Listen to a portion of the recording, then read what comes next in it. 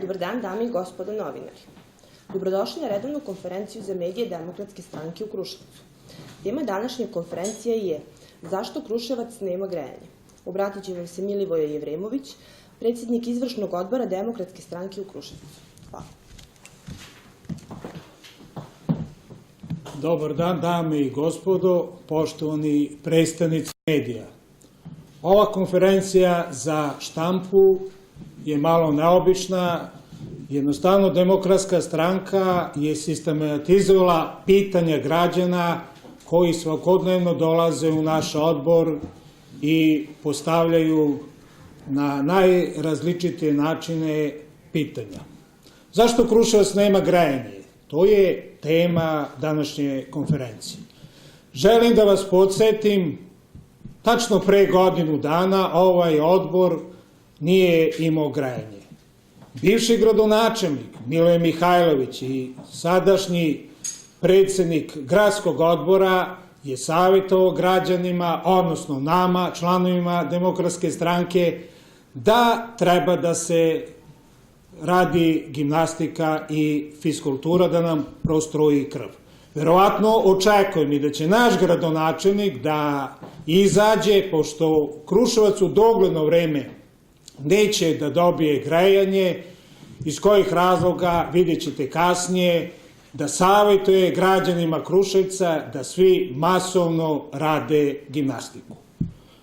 Ko je ugovorio i ko je dogovorio da se rekonstrukcija radova vrši pod formom austrijskog kredita, gde kreditor daje cevi i izvođače radova? Da li je ta ko Zorana Mihajlović, bivša ministarka energetike? Da li se ona osjeća odgovornim što se građani Kruševca danima smrzavaju? Da li radnici javnog komunalnog preduzeća Gradska toplana preko noći su zaboravili da rade? Da li oni nisu sposobni, iako su nekoliko desetina kilometara toplovoda u ovom gradu postavili, da li su zaboravili da vare? Zbog čega su došli zavarivači iz drugih gradova i drugih kompanija? Ko je angažovao i na kom tenderu su dobili posao i da li izgledaju na ovaj način uštede kada imamo sposobne varioce, kada su u pitanju javne nabavke? Gospođa Mihajlović je pompezno najavljivala da ćemo samo u javnim nabavkama da ostvarimo uštede od nekoliko milijardi eura. Ko je ispred Gradske toplane obavljao stručni nadzor, izvršio prijem radova? Ko nije uočio da se cevi u toku izvođenja radova ne zatvaraju na propisan način? Ko će da plati štetu na postrojenjima Gradske toplane ili da li će i na osnovu kog člana ugovora troškove sanacije platiti izvođači radova ili će te troškove da plate svi građani Kruševca? Kada će SNS zbog nesposobnosti da smeni gradonačelnika Dragija Nestorovića? Njemu ne pada na pamet da da ostavku. Kako gradonačelnika nije sramota da podnese krivičnu prijavu i da kaže da se radi o sabotaži?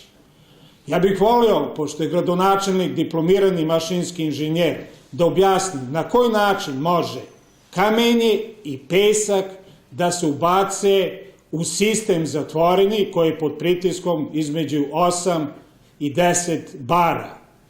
Istina je druga. I sami znate, celo leto u gradu je vladao saobraćajni kolaps. Celo leto je bilo kišno. Jednostavno, urušavala se zemlja, potkopavala i pesak je najverovatnije ulazio u nezavršene i nepostavljene cevi. Gradonačelnik je podneo krivičnu prijavu. Ja pozivam organe, znači u MUP-u, koji vrše istragu na osnovu njegove prijave, da njega obavezno saslušaju, jer i sami znate na online izdanjima vaših portala pojavila se vest, na primjer, za Brijanovu ulicu, koja je morala pod hitnom postupku i pod pritiskom bivšeg gradonačelnika i aktuelnog ministra odbrane Bratislava Gašića da bude skinuta. Mi sami znamo kako je stanje na deponiji u gradskoj toplani kada su energeti u pitanju. Dokle ćemo da imamo energetne i kada građani Kruševca treba da se spreme da kada prestane grejanje, da se greju na jedan alternativan način.